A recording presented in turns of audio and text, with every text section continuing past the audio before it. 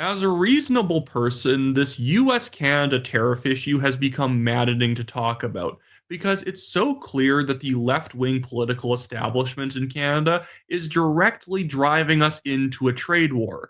They are convinced that a trade war is going to help their polling numbers. And so instead of actually dealing with the issues that Trump has pointed out about the border and our defense spending, instead, we've only been talking about retaliatory tariffs.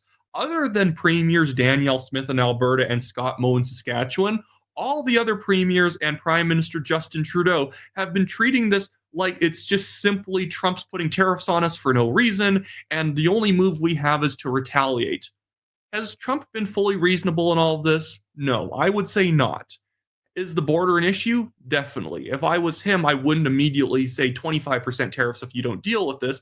I would say, please deal with this. And if they're not willing to listen to you, then I would slowly start ramping up threats about, well, I'll have to tariff you if you don't secure the border because fentanyl is flowing over the border. There are literally 10 times as many people on the terror watch list entering the US from Canada than the US from Mexico. So, deal with it. Yes, he's not been fully reasonable, but for some reason, people in the Canadian media and the Canadian liberal political establishment, and that includes Doug Ford, have been taking the fact that Trump's not fully reasonable to be even more unreasonable in response. Justin Trudeau belittling Trump and saying, well, yeah, we'll think about putting together a plan to secure the border. But did you know that only 1% of fentanyl that comes from the US into the US is captured on the Canadian border compared to the Mexican border? And it's like, yeah, Justin. And it's almost like we don't actually have x ray machines for semi trucks. We don't check that many vehicles coming over the border. We have massive undefended portions of the border that someone could walk over and no one's even going to know about it. Yes, there has only been 1% of fentanyl found coming over the Canadian border because you don't check for it.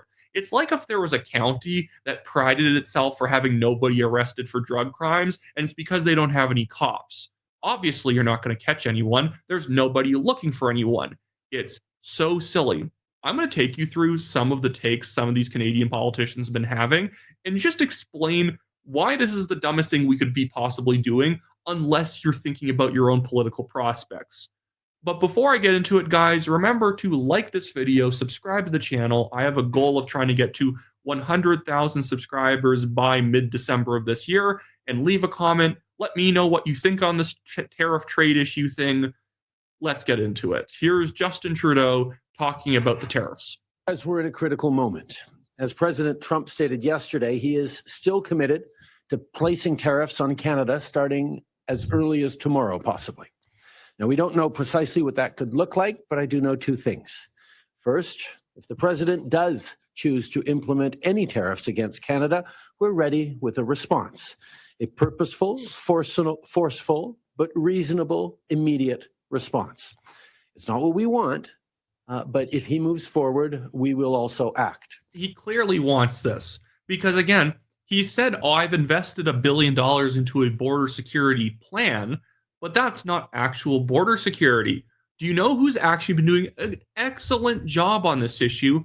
It's Alberta Premier Danielle Smith. And as you guys know, from what I've said over time, I'm not Danielle Smith's #1 fan. I wish we would be reducing taxes in Alberta like they promised in the 23 election. I wish we would be reducing spending.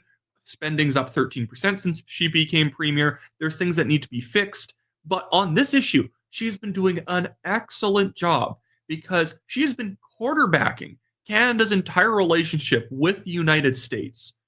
When all other premiers are wanting a fight that they cannot win, a fight they can't win because they're gormlessly stupid.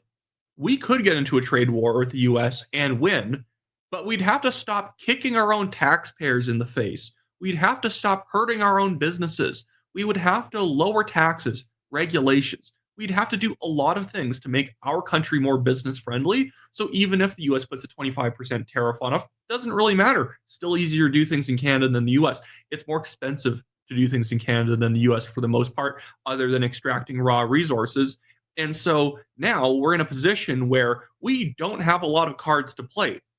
And in fact, it's stupid for us to put tariffs on to counter the US. All we're doing is making things more expensive for Canadians, and we're not doing nearly as much damage to the Americans as they are by putting tariffs on us. So, in fact, what we should be doing is that they put a 25% tariff on us. Not only should we put more money into the military and secure the border to then give Trump a reason to remove the tariffs, but we should also lower taxes and make ourselves more competitive. There's a reason why Singapore, Hong Kong, other very small countries are able to be very economically prosperous because they make it easier to do stuff there than it is on the other side of the border in places like China or Malaysia, other places in Southeast Asia and whatnot. It's so obvious what we should be doing here. But this was Danielle Smith said, great, excellent. This is why Trump's only putting a 10% tariff on oil and gas products. One, because a lot of the oil and gas that the U.S. imports is from Canada, around 80%. Obviously, they have a lot of it in their own country as well. But this is why it's probably had a lower tariff on oil and gas, because Danielle Smith has been doing the work. And I give Scott Moe a lot of credit that before, when he was on Doug Ford's stupid Team Canada thing, he has switched sides and he is tacking more towards what Danielle Smith is doing. He is standing up for Saskatchewan with the U.S., trying to make things work to potentially get cutouts for Saskatchewan, which he should be doing. He is the leader of Saskatchewan. Smith is the leader of Alberta, and I have no time for people saying, oh, she should be standing up for Canada. No. Was she the leader of Canada? No, she's the leader of Alberta. She said this here. Alberta is serious when it comes to border security. We're taking action to crack down on fentanyl trafficking and illegal migration with real action. Our new interdiction patrol team, IPD, is now on the ground along the Canadian-U.S. border by adding 51 Alberta sheriffs, 4 patrol dogs ready to track down and take down threats, 10 cold weather drones for 24/7 surveillance, 4 narcotic analyzers to detect and stop deadly drugs in their tracks, and more tools to keep Alberta safe. And I guarantee each one of those 4 narcotics analyzers along any border entries we have with the U.S., or probably 2 on one of them, because I think we only have about a couple. And then she finishes by saying, my sincere thanks to the Minister of Public Safety, Mike Ellis, and all the Alberta sheriffs for leading this charge and making sure criminals get the message. Perfect. Good response. And if anyone says, Trump doesn't actually care about the border, he just wants an excuse to put tariffs on us. Well, guess what? Smith is able to call his bluff.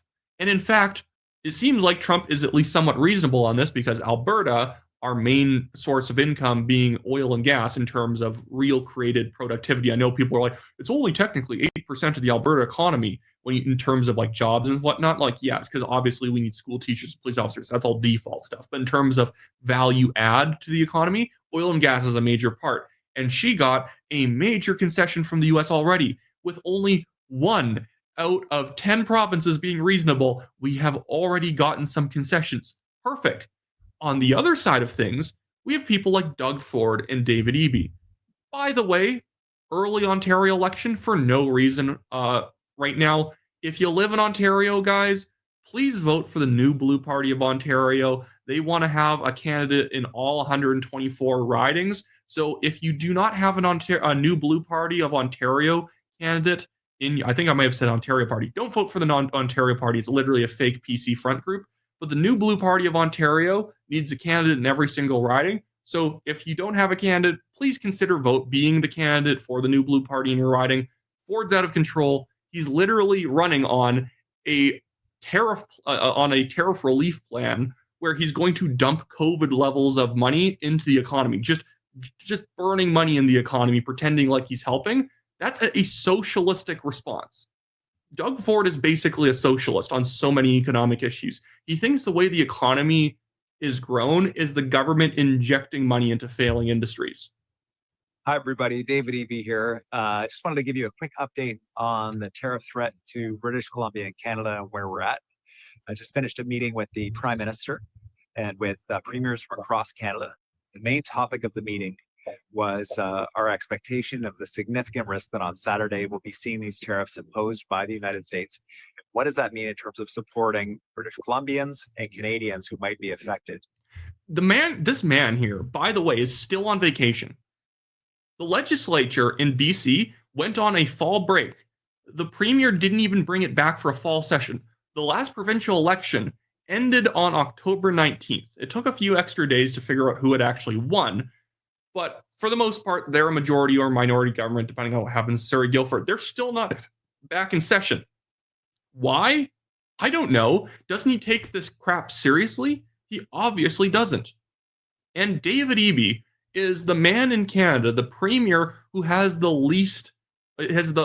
smallest leg to stand on right now, because he's the one who has let drugs flow freely through his province. He's the one who doesn't have port security, who doesn't have port police in British Columbia, trying to get rid of fentanyl being shipped in off of Chinese ships, because all of the resources to make fentanyl comes from China. It comes into places like British Columbia. It's manufactured into fentanyl all in drug manufacturing plants that are not far away from the US border, and then it is shipped everywhere. And you think that drug dealers are nice people who would never violate international borders to make more money in Seattle? No. They're going to not violate US border security, but they are willing to deal drugs in Canada.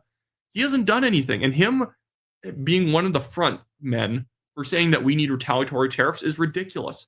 It's like we're all living in a house together, and our landlord's threatening to kick us out because we haven't been paying our rent. In this case, it's us not paying for border security and not paying for the military, because the US basically covers the vast majority of our defense spending. They do it pretty much all for us at the moment because Justin Trudeau's military has become basically a DEI project. But imagine if we're in the scenario where we haven't been paying rent as a collective household, and David Eby's the one who has been spending all of his money on cigarettes and hasn't been contributing. And he wants to stand up and saying, well, maybe we should just not let him kick us out. Maybe we should squat on this property. I'm like, you're one to talk. Alberta's been paying its rent. Saskatchewan's been paying its rent. Everyone else, except maybe kind of Ontario, has been paying their rent because they have also free drugs flowing around Toronto. Maybe you should shut up right now because we're actually trying to solve the problem. But the rest of the premiers, except Premier Smith and Scott Moe, have not been calling Eby out. The federal government is proposing big tariffs on goods coming into Canada to respond to the U.S. tariffs. That'll bring in money to the federal government. And we've been very clear that that money needs to go right back to affected workers and businesses across the country, including right here in British Columbia, to make sure that people are supported. The federal government is committed to putting that money to work for people, and we're going to make sure that that happens. Has he fixed the fact that most people in British Columbia pay at least a third, if not more than half of their income in taxes? This is why Team Canada is such a stupid concept. Is David Eby actually Team Canada? Oh, I want to stand up for Canadian workers. No, you don't. No, you don't. You have your own provincial carbon tax. You have sky-high income taxes. You have sky-high business taxes. Property taxes in places like Vancouver is ridiculous right now. This is a video that the BC Conservatives put out, and I commend them for putting something like this out because they're entirely correct. So much of this problem has to do with David Eby, and it's not unpatriotic to say that Trump's kind of right. Trump's also been somewhat unreasonable, but he's also kind of right. And just because he's kind of right and you're agreeing that he's kind of right about the border does not mean you're non-patriotic. I'm patriotic. I want Canada to be better every single day in the best way possible to make us the best we can be in the long run. And so many of these other people are short-term thinkers. All they think about is the short-term, and all they care about is government revenues. That's why they don't lower taxes. That's why they actually like the idea of tariffs. I showed you a clip the other day on the show of a lobbyist who was actually celebrating the idea of having tariffs because it would bring the government more money. Thinking in terms of 25% on Mexico and Canada because they're allowing vast numbers of people. Canada's a very bad abuser, also vast. By the way, that article that that the BC Conservatives just showed is from the Times columnist, May 31st, 2024. Before Trump has even been elected president, it's well known the amount of human smuggling, drugs, and whatnot going over the border. Well, Canada's a very bad abuser, also vast numbers of people to come in and fentanyl to come in. When do you think you would enact those? I think February 1st. Donald Trump's 25% tariff has become an immediate threat to the country. And with the ever-growing list of problems in British Columbia, our province will be hit especially hard. We simply cannot afford a trade war with our largest trading partner. We have to quickly stop this threat, and Trump has made his conditions perfectly clear. vast numbers of people to come in and fentanyl to come in. So has David Eby done anything to fix these problems? No, because the BC NDP invites a trade war with Donald Trump. They'll use it to score political points by pretending to be tough. And they'll use the tariff as a scapegoat. Again, I like that they actually threw in some Wojak photos in there. Who's doing the videos for the BC Conservatives and the BC Conservative Caucus is incredible. These last few videos have actually been great. For our already rapidly failing economy. So instead of working to stop Trump's tariff, Eby is actively encouraging it by flooding British Columbia with cheap opioids. These drugs, like hydromorphone, are deadly and addictive. They're freely handed out by Eby's government and quickly sold for fentanyl. This NDP policy funds drug trafficking and expands the illegal flow of fentanyl into the United States. David Eby knows what he's doing. He wants this trade war. He wants to fight Trump, and he wants to pass the blame for his bad NDP policies. I don't need to play the rest of this, but again, absolutely on the mark. The BC Conservatives are right, and they are going to take it on the chin for putting a video like that out. The media, the NDP, a lot of people are going to attack them for saying, well, why aren't you pro-BC? Why are you siding with Trump in any way? Trump's logic being correct is not the problem. Agreeing that Trump has logical concerns is not an issue. The issue is with our government being gormlessly stupid in response. You know what? If Trump actually just wants the tariffs for reasons of wanting the money, like wanting the tariff revenues, that's on him. And the thing is, if we actually secured the border, we could call his bluff and show he's unreasonable. And then what we would do is we would market to people in northern U.S. states, Montana, Idaho, Washington, Oregon, the Dakotas, pretty much all of the northern Midwest that relies on Canadian energy, Canadian agriculture products, softwood lumber, all that stuff. Actually, the entire U.S. needs softwood lumber from Canada. We could then actually go to those states and market and say that Trump's making your life more unaffordable by putting a tariff on Canadian products, even though we did everything he said. And then Trump would lose Republican Congress people in the 22 midterms. Or 2026, I'm thinking back, but the 2026 midterms, that would be a smart thing for us to do. It'd be a very reasonable thing. But we have basically taken all the cards out of our own hands and just set them on fire because instead we want a trade war and pretend that we're so patriotic because we're standing up to Trump. Oh, we're not going to let him tariff us. Well, what was his terms? We actually need to look into what his terms were. And again, we can't just sit around pretending like it's like, oh, well, he wants us to do something. Well, then we're not going to do it. What are we, 5? That's not how that works. Oh, but Trump sucks. What does it matter? I don't think he particularly is unreasonable in any way here in terms of I wouldn't have done it the way he's done it. But I don't think border security and the fact that we basically pay for none of our defense, we have legitimately benefited from hundreds of millions of U.S. defense spending that we didn't have to put money into. And our defense is so bad that Trump has a reason to fear that the Chinese and the Russians are going to be able to use like the Northern Passage as a new shipping lane and be able to basically expand their control over international trade because Canada refuses to actually defend our own territory, our own sovereign waters. Here's Scott Moe, Saskatchewan Premier, taking the right stance. He says, Canada's largest trading partner has been clear in their priority. Saskatchewan has been equally clear about stopping the flow of fentanyl and illegal migration. We have enhanced our provincial border security measures. We have asked the federal government to commit to, I have to actually bring this up. Sometimes I don't have it up on screen properly. We've asked the federal government to commit to accelerating funding to meet our 2% NATO commitment. We further support Alberta's position to call on the federal government to immediately appoint a border czar to ensure our borders are secure for Canadians and Americans. To protect the Canadian economy and avoid potential tariffs tomorrow, today is the day for the government of Canada to act swiftly and appropriately. By the way, a border czar and working with the U.S. and border security has benefits for Canada. Do you want less illegal handguns on the streets of Toronto or for rural gangs to not have illegal firearms smuggled from the U.S.? Border security helps. Having drones along the border that can spot cars pulling up to the border to hand off weapons or to hand off drugs is smart. It helps us shut down problem areas. like police and crime is such a big problem in Canada right now. I've showed charts in previous videos. You know that violent crime in Canada is up 49% since Justin Trudeau took office in 2015. And that's like slightly unfair to maybe Trudeau because Harper was in charge for a lot of 2015, so he made things artificially better that year. But like Trudeau has been awful on security. Our violent crime is way up. Shoplifting is way up. Technically the crime rate is down, but it's just because certain crimes have become harder to do with the implementation of Ring doorbells everywhere and certain other security systems.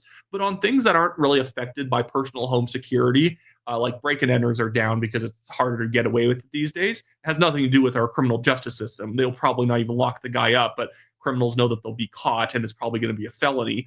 But on things that are not felonies, like shoplifting under $5,000, violent crime that often never gets someone hit with more than a misdemeanor, this stuff is skyrocketing. So do you really trust Trudeau when he says border's not that bad? He thinks crime's not that bad either. Crime's horrible in this country. I have to end off here going over what Doug Ford's been doing in Ontario. Again, if you live in Ontario, there is a stupid early election, an early provincial election a year and a half before they were supposed to have one. And he is going to be he's basically, again, he's been driving into a trade war because he wants the fight with Trump for his own popularity. So if you live in Ontario, please vote for the new Blue Party of Ontario. Don't vote for the Ontario Party. It is quite literally a front group for the PCs to try and split up the third party whole world. I'm probably going to make a mini documentary someday on what that's all about. But here's Doug Ford's new campaign ad talking about how he's going to protect Ontario. Protect Ontario how? Well, injecting thousands of dollars into the economy, billions of dollars into the economy, into different regions and sectors. Not cutting taxes, but just injecting money into industries that he happens to like. We'll do whatever it takes to protect workers and their livelihoods. Who's gonna fight for? I probably have to mute this, but the fact that this guy is still up in the polls is ridiculous. He's no different than the Ontario Liberals. I challenge people to name a difference between Ford and Bonnie Crombie. I've done it multiple times on social media, on these videos, and I still haven't gotten a clear answer on what makes the Ontario Liberals different than the Ontario Conservatives. Oh, well, Ford's against safe injection sites. Bonnie Crombie is too, but they're both not really against them because they won't shut any of the current ones down, and they're still letting cities approve new ones. And the cities were always the place where they were the big problem because cities were funding them. And then he's like, oh, he's against the carbon tax. Bonnie Crombie is too, but they're not really against the carbon tax because both of them support high industrial carbon taxes. Well, Ford's pro-business. No, he's not. He's as pro-business as Justin Trudeau is, in the sense that they like to inject money, subsidies into industries they like the EV manufacturing industry, battery plants. Both Ford and Trudeau's governments put money into and celebrated the cricket factory, the factory that was farming crickets for human consumption. His Minister of Business Development celebrated that as a big success story. These people are no different. And again, they want your life to be worse through a trade war so that they can seem tough. It's disgusting to me. I'm happy that Poilievre has mostly stayed out of this. He has supported the idea generally of retaliatory tariffs. I don't blame him in that regard because he's having to work on a national level, and there are just places in Canada. And if you're a Torontonian watching this, you know a lot of fellow Torontonians are going to be very unreasonable and think that the retaliatory tariffs are great. So Poilievre has to kind of walk a thin line here. He can't agree too much with Trump, or he's going to get smeared as basically being Canadian Trump. Even though, again, every time people criticize Trump from Canada, I'm like, name the policy that's bad. Oh, his crackdown on immigration. You mean illegal migrants? You mean criminals? I can't blame him. They have millions of illegal criminals from South America and Central America. What do you do? Anyways, so that's it for me today, guys. Just another reminder, like this video, subscribe to the channel if you can. Leave a comment. Leave me your perspective on the trade war. If you're in Ontario, check out the new Blue Party of Ontario. If you don't have a candidate in your riding, potentially be that candidate. Even if you don't have a lot of time to campaign, people just need the option to say that they want an actual principled conservative party. This isn't the same as saying vote PPC because the Conservative Party isn't as good as the PPC. Any party can have better stuff on its website than the Conservatives. I could make the Wyatt Claypool Party tomorrow. And wow, shockingly, I agree 100% with the Wyatt Claypool Party. But the federal Conservative Party is a way better party than the Liberals. They're way better on all the issues. So it would really just be purity testing to say vote PPC because they're a little bit better than the Conservatives. They can't win, and the difference is really not very great. But in Ontario, the Ford PCs are truly barely better than the Liberals. In fact, I couldn't even say with a gun to my head certainty that they would be better than the Liberals. That's not an endorsement of the Liberals. That is an unendorsement of the Liberals, the PCs, and the NDP. So please vote for the new Blue Party. The PCs need a smack in the head. Anyways, so that's it. See you guys later.